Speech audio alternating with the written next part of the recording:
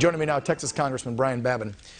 Congressman, I'll get to the border thing in just a minute, but I want you to comment on yesterday's scene. I know you saw that, and it was pretty apparent that everyone was there to hear from Barack and not the current man who's supposed to be running this nation. And then to see him wander around and look like, where do I go? What am I? We see this like weekly. I can't stand it, Brian.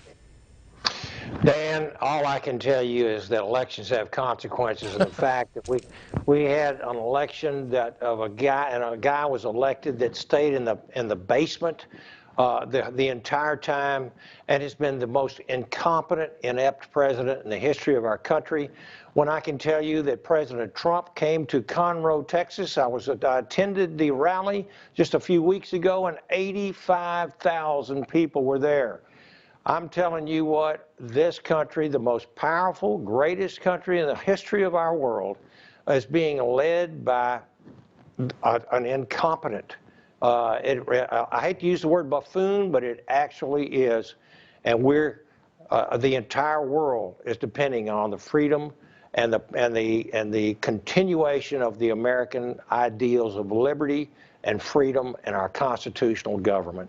And I'm telling you, we are in bad shape. I know. Depending on a president like this. I know. Unbelievable. And Congressman, it worries me, and you're always such a good statesman. I know you don't like getting down in the trenches like me and getting a little nasty on them, but that's my job. This is an opinionated talk show, so I'm allowed to.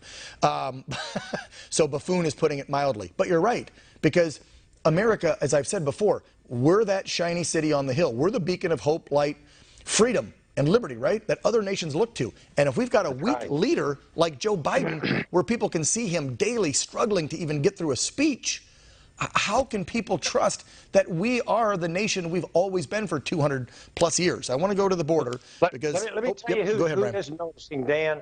Our adversaries, the Chinese, the Iranians, the Russians, the North Koreans, the radical Islamists, they are noticing.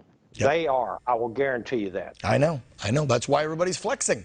That's why we're probably going to see an attack on Taiwan from China in the next year, right? That's why we're seeing Iran and Syria pushing now on Middle Eastern countries. That's, I believe, why Putin felt emboldened to go into Ukraine. He didn't do it under Trump. So you're right. I want to pivot from all the war and the horrible foreign policy. Let's just get back to what's happening in our country, because we have a war going on right now at our southern border. It's an invasion. Okay, I'm not heartless. I'm not saying we shouldn't take in the innocent women, children, and yes, men who deserve it because they're fleeing a horrible country, but they got to do it legally. And when you see these numbers, 18,000 a day. Congressman, I know that you've been very outspoken against Mr. Mayorkas, the secretary. You guys had this caucus meeting yesterday. How'd that go with him and trying to get him to actually admit there's a problem and do something about it? Never admitted there was a problem. I can't say exactly. It was supposed to be off the record, but I can tell you no one of my colleagues, not a single one, left that room happy.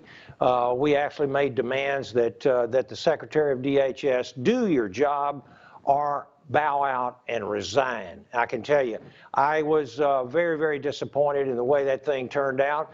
And, you know, just quite frankly, it looks like it's going to get much worse. With the dispensation of Title 42, right. Incredibly, while we're still wearing masks in some parts of the country, testing legal citizens coming into the United States or from overseas, proxy voting still. Why is this administration rescinding Title 42? The last tool we have to turn back, we've turned back well over 1 million people with this. Right. This was come up with by President Trump's administration, and yet we are going to have an inundation like we've never seen in our lives.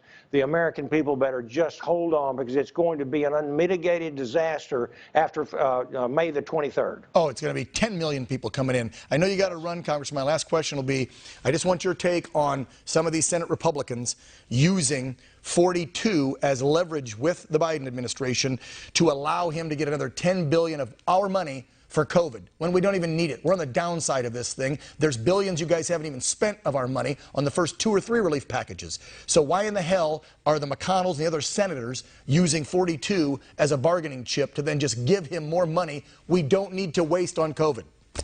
That is a great question. And again, I would say this, they're wanting to spend $10 billion, and yet they're going to dispense with Title 42. It makes no sense whatsoever. And then on top of that, we had Schumer say that Title 42 was an extraneous issue. Millions of extra illegal aliens coming in is an extraneous issue to Chuck Schumer. We don't need any more of this. We need to put Americans back to work, take the masks off, get back to normal, and be the #1 nation that we always have been. And this administration just seems intent on taking us down.